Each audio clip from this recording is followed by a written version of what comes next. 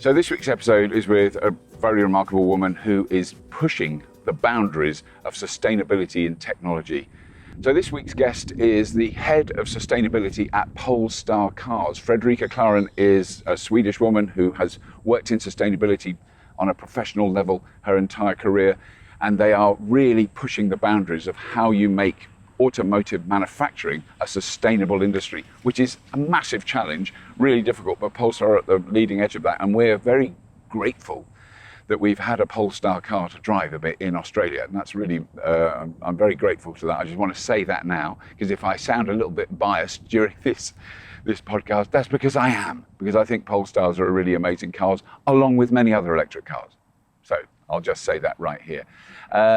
So while I'm here, I know that one of the things that's going to be happening at the Sydney Fully Charged live show is there's going to be Polestar cars there. And that is on the 11th and 12th of March 2023. So if you're around the Sydney area at that time, please do come along and see us. We're really looking forward to it. We know now it's going to be an absolutely amazing show with really incredible guests speaking there, with an enormous array of stuff on show there, and test drives and everything else you could possibly dream of for an all-electric day out. But that's enough of that. Please welcome to the Fully Charged podcast, Fredrika Klarén from Polestar Cars.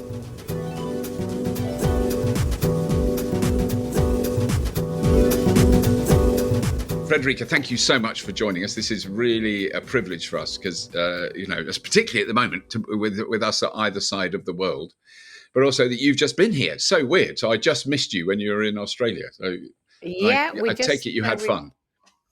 Oh, we had a lovely time. Absolutely, we got to spend nearly a month there, me and my family and some friends, and we visited relatives that I hadn't visited since the 90s.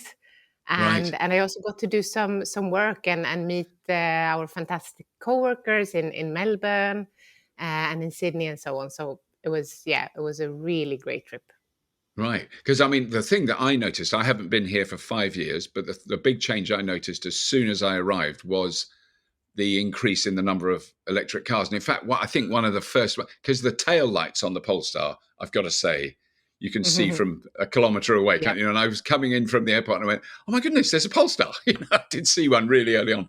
But there's so many more electric cars on the roads now. I mean, obviously Tesla dominating the market still at the moment here, but the Chinese cars coming in, Polestars I've now seen a lot of. It's really so changed. And I think it's changed in the last kind of year where the numbers have really ramped up here, I think. Yeah, the growth is exponential. On the Australian market, the same way it has grown exponentially on other markets as well. This is a scalable technology that we are offering that promises so much in terms of exponential growth, because we need to grow this segment of the industry very quickly in order to really have the impact on, for example, the climate that we want. Yes. So that's very exciting to see. And that was also my feeling after I left Australia, that there was really a boom down there in terms of both electric vehicles, but also all things sustainability, really. So many conversations about renewable energy, about sustainable innovation, responsible mining. So very, very happy to get to experience that. Yeah, I mean, in the suburb that I'm in Brisbane, it is remarkable, and I've double checked now because I've even looked on Google Earth. There is not one house in the block that I'm in, which is quite a few, maybe 60 or 70 houses, not one house without solar on the roof. Every single house has solar, and the saturation of solar in us. I mean, it makes complete sense here. It makes very much sense. I'm so envious of that as a Swede. Well, what is weird is when we arrived about 6 weeks ago, I was looking and I went, oh, they've got solar. And the building we're in is covered in it. And then I noticed that the house next door didn't have any. It's a big roof right next to us, so we can see it from our bathroom. It now has solar. It was put on the first 2 days we were here. There were men on the roof putting in the bolts. So every single house, it is the penetration here and the changes that's had on the grid in Australia are very noticeable. And people who've got electric cars. But when I've said, can I plug an electric car into our landlord to his house, he said, I said, I'll pay for the electricity, and please, if that's okay. You went, don't be stupid. It's kind of quite put out. Of course you're not going. It doesn't cost me anything because I'll plug it in the day. They get so much solar, they don't know what to do with it. So I'll stick it in the Such car. great conditions. So it just makes so much sense. If I lived in Australia and I had a home with a roof, I would absolutely do the same. Put solar panels on the roof. Buy a good set of batteries to be able to store energy also in my home. Buy an electric vehicle that soon can come with vehicle-to-grid capabilities. Yes. And then you have such a beautiful setup. And you're also contributing to the energy grid stability. Yes. So it's, But one of the things, it's certainly something I really wanted to talk to you about, because I know that's an area you're passionate about, is, when I talk to the general public about electric cars, often the questions that used to come up, say 5, 8, 10 years ago, were range anxiety. The batteries, we'll have to throw the batteries away; they'll wear out, like they do in my phone. There's nowhere to charge the car. All legitimate reasons, but those have changed now, and now it's the materials that we use in the batteries are dirtier and worse than driving a diesel car for 1,000 years. It's like they're so much worse, and we're going to throw the batteries away. There'll be thousands of batteries thrown into landfill, and solar panels thrown into landfill, and wind turbines thrown into landfill. And you're kind of going, well, I don't think that's the plan. I think we're trying to do it in a different way. Plan, and it's. For me, I'm really happy to see us coming out of a general conversation about, that EVs would be more polluting or less environmentally friendly than fossil fuel cars. We had that conversation for a long time in Sweden, and it was being put out, in mainstream media, which I was very frustrated about that. But luckily, I see that is now we're shifting away from that. But we still get the type of, these types of criticism and deflection techniques, I would say, because that is essentially what it is. It is, people who want and who have interests in sticking with legacy technology, who are trying to put out these messaging to deflect from, the data and the facts that are on the table, that electric vehicles is the solution we have in the automotive industry to really usher in a new, more sustainable era, a more efficient, a more equal, a more climate neutral way of going about mobility. So it's, we're trying from Polestar side to build a company that is as transparent as we can be, to be able also to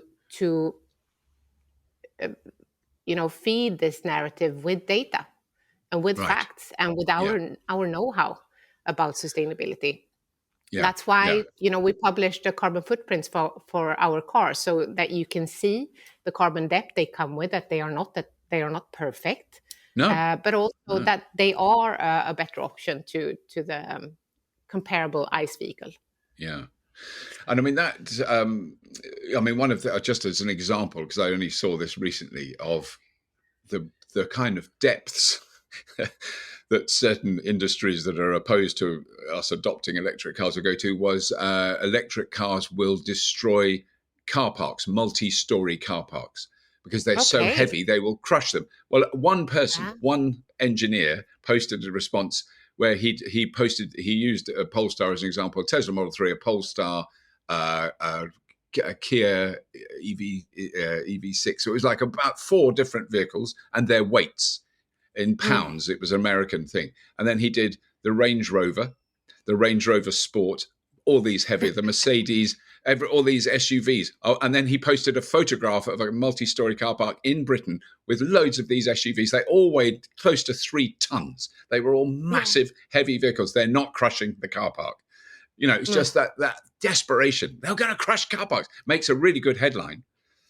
I don't hear of any crushed car parks from Norway, for example, where you have loads of EVs. I haven't heard about that yet. So, interesting deflection techniques, I would say. Yes. Yeah. No, it is true. But then, so what happened? Okay, tell us what happens with a Polestar battery. So it's been in the car for, we'll jump forward, I don't know what, 7, 8, 9 years. So one of the first models, it's getting to the end of life anyway. The vehicle will be. What do you do with the battery at the end of the car's life, if you like? Well, first of all, we're trying to keep it in use. We are setting up battery centers together with Volvo now around the world, where we can actually repair the batteries in Polestar 2, because Right. we have battery modules, a technology which makes it easier for us to really extract damaged batteries from the car and repair them. Right. This is not happening on scale, luckily. Our batteries Yeah. are functioning very well. But at least we know that we have the capability to extend the lifespan of the battery. Right. And that is very important, because that's the first step that you need to prioritize in a circular way of working with batteries. But if we say that the Polestar 2 comes to the end of its life, we want to secure so that we extract all of the materials from the battery at Right. end of life, because these are such valuable materials and Yeah. they are crucial for us to be able to grow and scale as an industry. We know that minerals like cobalt and nickel and lithium, they might not be scarce in a way that other materials are, but they come with so many difficulties in terms of extraction and environmental pollution and human rights violation in the supply chains around these minerals, that we know that if we can recycle them instead, we can ease the burden on these supply chains, and secure that they can work in a responsible and sustainable way, and can really increase the capacity for that. For that, they need time to really work on that. And when you pressure a supply chain, it's really hard to work with those types of qualities. Yeah. So recycling batteries will not only have a good environmental impact, but also a social impact, and a community impact. So that is really what we are realizing, the potential of that now. And we are, through these battery centers, working with recycling partners already today, of course, to really support creating better technologies for extracting the minerals and metals and materials out from a battery, and recycling them in a way that they are put back into battery production. Yeah. This is where we're seeing difficulties now. We're seeing that even though a battery, or a car for that matter, is very separable if you compare it to other products, and materials get recycled to a high degree, they are being downcycled. So, for example, the high-grade aluminium we have in our cars, that has a great quality performance. Unfortunately, when cars are being recycled, that aluminium cannot be put back into producing a new car. It's being used for producing lower value, lower grade aluminium products. Right. So this is what we need to work with now. And so that's why these battery centers are very much a competence hub for us now, rather than we're not seeing high volumes coming into them, of course. No. This will be, like you say, in a decade or so or more, hopefully. So we're using this opportunity now to build competence around how to recycle, how to remanufacture, how to repair, so that we are ready when time comes. Yeah, because I mean that is just it is the side of the automotive industry. I mean, I for many years I worked in scrapyards. It was to make a TV show, but I spent a lot of time amongst huge piles of cars, both in the UK and in the United States. And in the United States, when you're standing in what is like an ocean of old metal, of old cars from the last sort of 40 years, I mean, mountains of them. And they were being recycled. But I mean, that was just the scale of it when you sort of see that scale. But then, I've also, I remember talking to people at Volkswagen who brought in train loads of really old Volkswagens, old Beetles, to their factory at Wolfsburg, because they knew what was in those cars. They knew what the metal was, where it came from, and they could recycle all that. So is that a similar idea to Polestar? I mean, you presumably know what the car's made of, down to the very small detail. And that's what the battery centers are about also, trying to really secure so that we have a take-back scheme that enable us to really use our knowledge about these products in a way that benefits circularity. But we're also trying to really promote innovators and startups, exciting companies, because we do think that a sustainable society, yes, there are room for companies, expanding their business models and really securing closed loop and so on. But it's also really important that we see that there needs to be an ecosystem that works. Yeah. So, for example, we have gone into a memorandum with an exciting new company called Cyclic that wants to work with scrapyards to secure that they identify what motors are really beneficial to extract, so that we can extract the rare earth elements and other minerals and materials from those motors and put them back into production. So yes, knowing what you should keep within your sphere, but also knowing what partners to work with. You can work with, to create more of an ecosystem of sustainable solutions is really important. Because that's a very interesting point, because it is literally, I have never, ever been asked what happens to the electric motors. Everyone always talks about the battery. And I go, well, now you've mentioned it, you think, well, if there are electric motors at the end of their life, and I've seen them. I mean, I've seen, even from washing machines, tumble dryers, air conditioning systems, they all have electric motors. Yeah, they're everywhere. Freezer pumps, everything like that, deep freezers.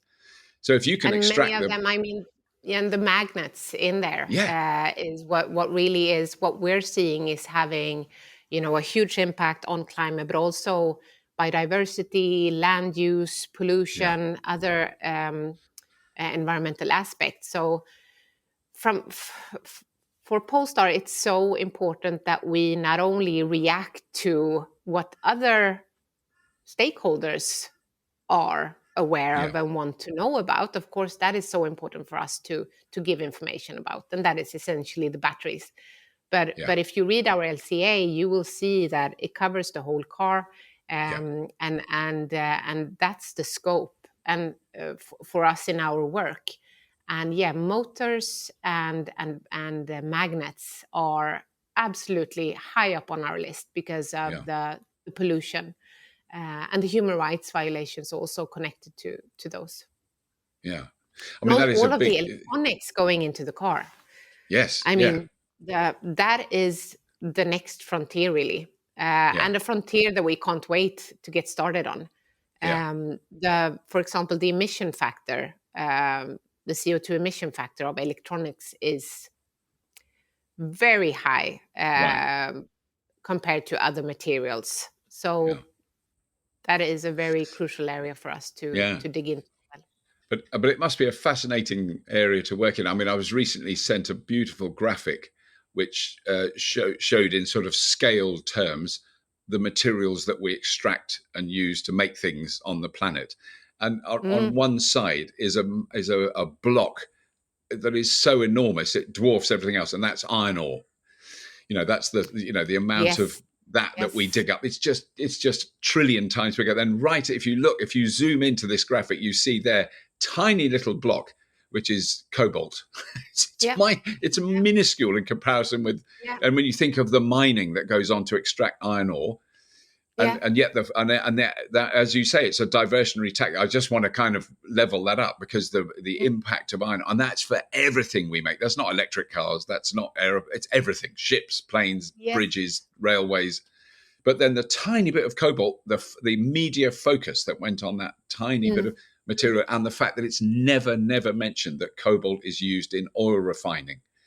It's used to remove sulfur. That I didn't know that. And I filmed at an oil refinery doing a documentary about it, and they told me that we use cobalt to remove the sulfur in it. It shows why you do your job and I do mine, because you would remember. No. This is a learning process for all of us, and it's so important that we are not afraid to learn new things and to keep lifting stones and really taking action on what we're learning, because just turning a blind eye to things because no one is asking is not a technology, and it will not lead you to learn and innovate as a company also. No. There is innovation in the problems and the challenges that we are facing, and that creates so much value to a company. Yeah. And we're learning so much also about, you were talking about iron ore, but the waste, the immense waste that is being produced from the metals and mineral mining industries. I think that it's been said that the mining industry is the biggest source of waste in the world. Right. Wow. And there are these gigantic masses of, for example, rock that is being moved around the world, and that's way upstreams in our value chain. Yeah. But we are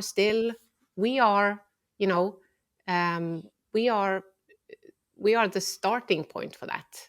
We are, as an industries, I would say, we are creating the demand. So we are also responsible for securing that, they apply more sustainable practices. Yes. I mean, I think it's such an exciting, that's really why I was interested initially in electric vehicles, when I suddenly realized that it was a paradigm shift. It's not just about the car or the fuel that the car uses, the electricity. It kind of shifts your thinking about the whole thing, because in a way we've all been either protected from or we've ignored the impacts of the fossil fuel industry until we really can't. And I mean, we were mentioning this before we started recording, but when you see the impacts of severe climate change, which they are having in Australia, when you see the burnt out forests from a few years ago. I was at a friend's house here in Brisbane, that's down we're up on a hill, so I feel quite safe, but down in the valley, where the river rose 20 meters. 20 meters it went up. So it flooded every house in the valley. And it's always flooded. There's photographs of Brisbane when it was first settled in like 1840, and it's flooded. It went up 2 or 3 meters. It didn't go up 20 meters. No, it's more severe. Incredible. It's more frequent. Incredible rains they have. Well, they had 6 feet in old money, 6 feet of rain in a day. How can that even? I just can't even understand what that means. Like two and a bit meters of rain in one day. And that realization that we are waking up to the effects of climate change now, and especially in areas like you're in Australia. Yeah. That realization catapults people into action. Yes. So for me, it's so clear that the growth of electronic vehicles that we are seeing is, the driver for that is part of the driving force. Yeah. Yeah, people's wanting to take action and use more sustainable solutions. We're seeing this in our studies as well, that is a driver for consumers today. Yeah. But the industry is not showing up in time for that drive. And it's not showing up in time for the climate crisis. We have 7 years left until we hit 1.5 degrees of global warming. If we, continue on the trend we're at, and transport emissions are rising still when they should be declining. And what can help that? It is, really putting in large-scale sustainable technology and innovation now. And the automotive industry has one. And they've sat on it for decades. They know so much about it. They have the knowledge to scale this. But somehow we're not doing it in time, only 1.5% of cars rolling around on the streets are electrified today globally. Right, around the whole world. Yeah. Around the whole world. So yes, we have this amazing exponential growth of sales and so on. But it's from nothing. Yes, it's from very little. It's from nothing. And climate change doesn't care about sales. It cares about the emissions that are being emitted on a daily basis. Yeah. So we absolutely have to listen to scientists. We have to listen to the consumers, like in Australia, and redraw our strategies, because we are on a time plan. We are on a deadline here, and that I hope that leaders surrounding the automotive industry really, really can take to heart now. Yeah, and it's a race to the top. No, you say for me. It's, I mean, this is where you're going to see business value. This is where you're going to see innovation, growth as a business, resilience as a business. You're going to get support from investors. You're going to get support from your coworkers. You're going to, get support from consumers. You have all to gain by moving quickly. Yeah. No, I think the thing that we've been discussing a lot on the show recently is there's other people in the world that are doing extremely well and extremely fast. And I'm talking about China producing, and I've just been in a BYD Atto 3 that my sister-in-law has just bought. And I would agree, maybe 10 years ago, you'd look at a Chinese car and go, oh, it's not as good as a European one. This car is very, very nice. It is really sophisticated software. It works. Well, there's another one. Yes.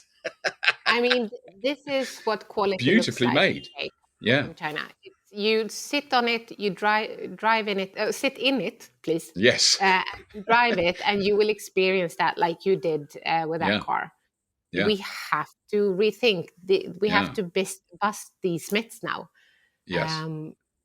But it is, I think it is a worry for like European and North American car makers. There's exceptions, as always, where there seems to be more commitment to making more electric ones. But it's, the fact is they're still investing, big companies are still investing big money in making combustion engines. And you go, that what now in 2023? It's just yes. Yeah. And what would happen if you really dare to spend that on green technology instead? Yeah. How quickly could we use that money to scale this technology in a way that is needed? So that is something that also is such a potential for us to tap into. We know that there is money in this business, and that consumers are willing to pay more also for sustainable solutions.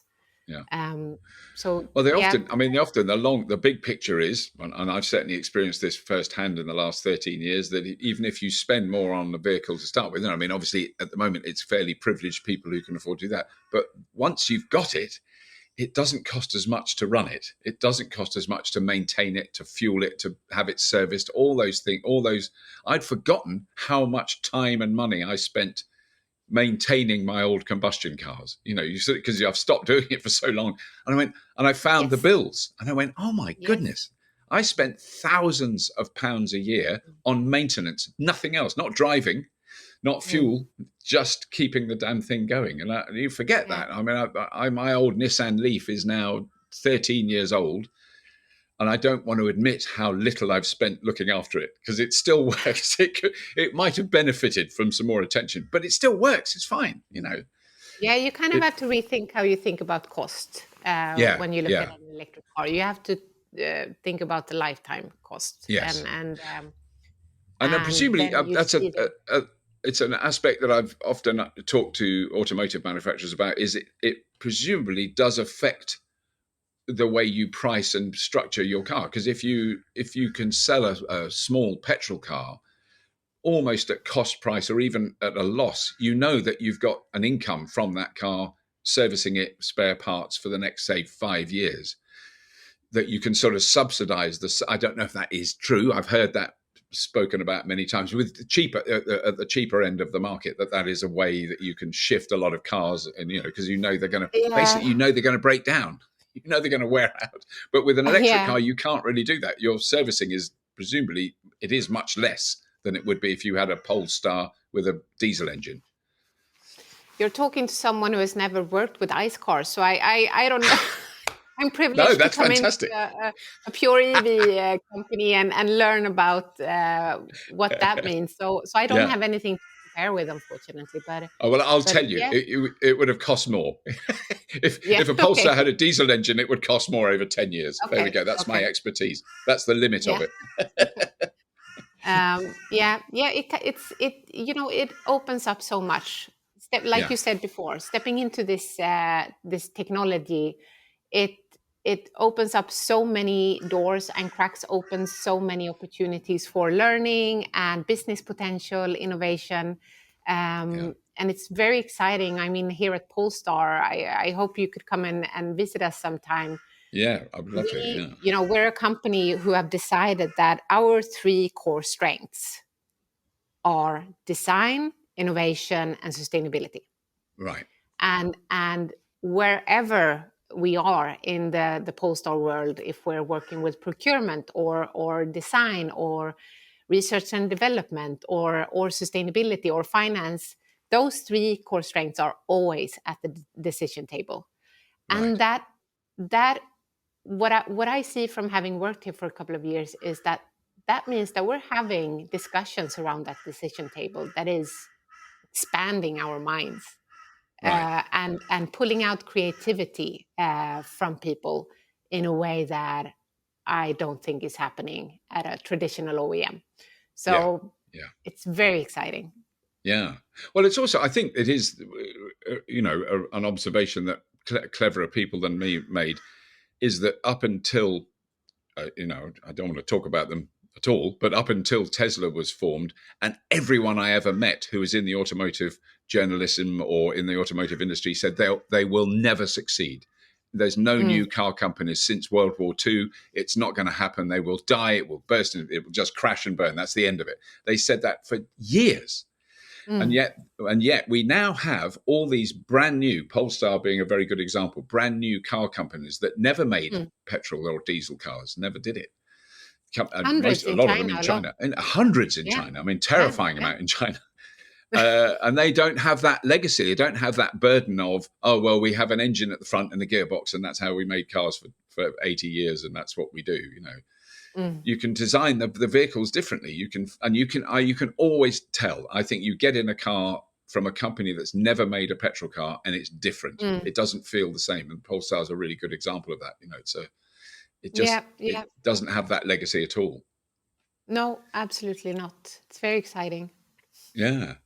So what is your big dream for the next 10 years of Polestar? I mean, I know there are new models coming out. I've seen one thing under a sheet in your R&D department in the UK. So I saw a shape. That was a while ago.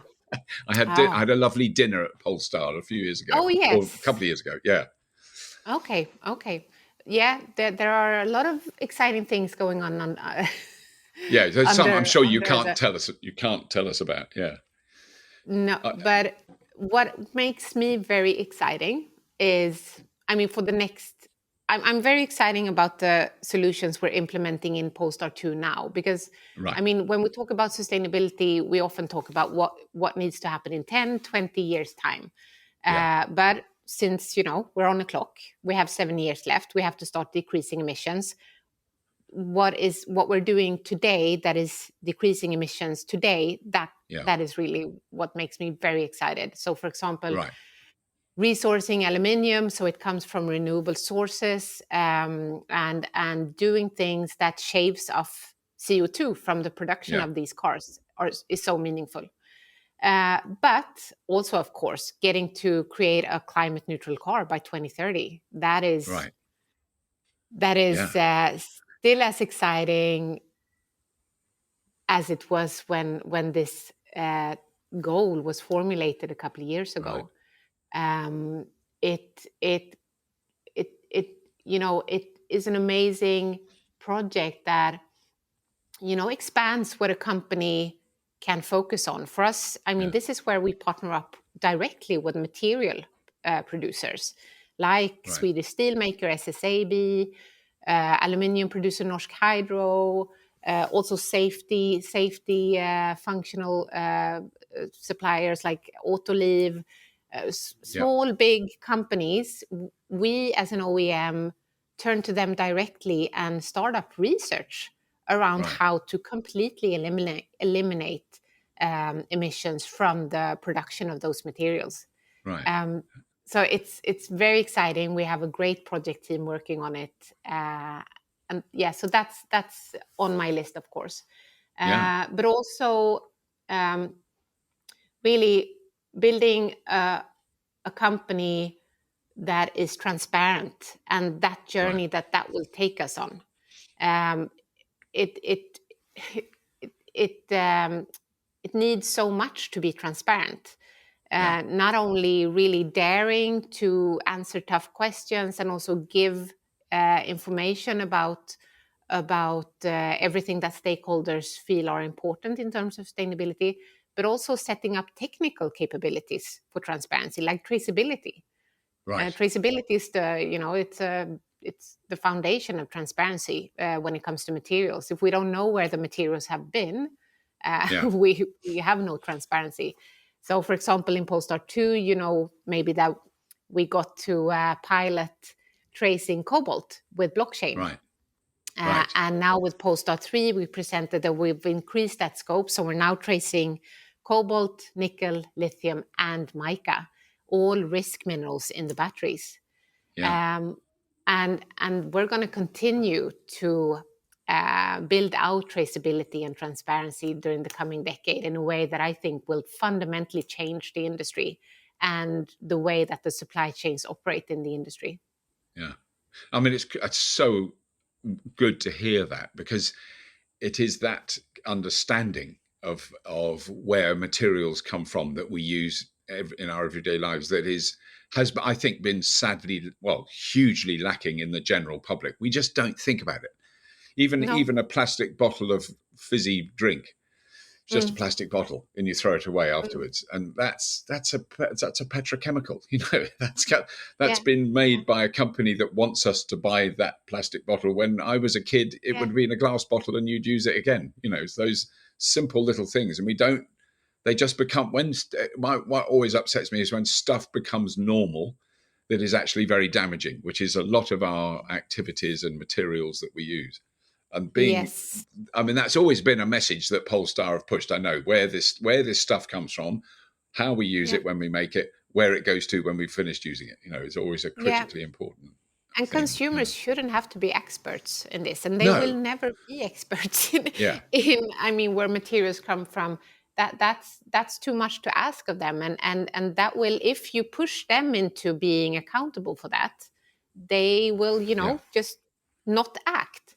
Stop. As for me as a consumer, I demand of the brands that I shop from to know this and to solve it for me.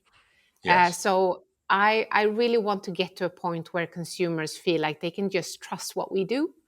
That we have that type of relationship with the consumers where they feel like, okay, if it comes from Polestar, I can know that they've done their best to secure that it's as sustainable as possible. And, being transparent is what will enable that type of relationship. Yeah. No, it's very good to hear. And I'd like to thank you for spending time with us. I mean, it's really, really exciting. I am actually going to be driving a Polestar in Australia soon, so I'm very, very thrilled about that. Do you have all the apps? Can you download the ChargeForce app and everything? I'm sure I will do. Yeah, I'm sure it's going to be. Good. I haven't done that yet, but I will do. Yes, yeah. Good. That's a wish from me after my weeks in Australia. One thing that I would love if Tesla opens up their charging station for everyone. That would be really great. And also if these amazing charging companies down in Australia, ChargeForce and so on, if they enable also foreign phones to download their apps. Oh, don't. That's Yes. a very practical ask for me. I've been trapped with exactly the same thing at a charger going, because they won't let me download the app. And I've got an Australian SIM card in my phone. So I have an Australian number. Yeah, which is easy. I mean, I always do that when I come here. But so it means I can use my phone, but I can make calls in Australia. But that doesn't solve it. That's an Apple problem, I think, or it's the phone software. Maybe if I had an Android phone, maybe it would work there. I think you can't get those apps anyway. It's just it's so frustrating. I don't think so. Yeah, it's a bit frustrating, but I think it's an easy thing to fix. So it can't be difficult to fix it. I've never come across it anywhere else in the world. No, it's unique to Australia, I think. I'm very lucky. I have a friend who knows all the charging companies. So if I get stuck at a charger, I can ring him and he'll go, hang on a minute. And then suddenly it goes, and it comes on. So I'm cheating. Can I have their phone number as well, please? I'll give you his number. He's very helpful. Okay.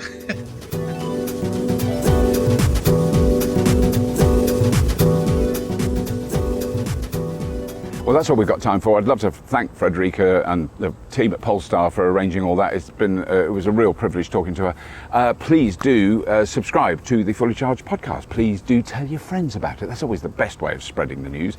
And please do subscribe to it and have a look at the little Patreon page if you want. All the links to everything we've talked about are in the show notes beneath this episode. And that's it. As always, if you have been, thank you for listening.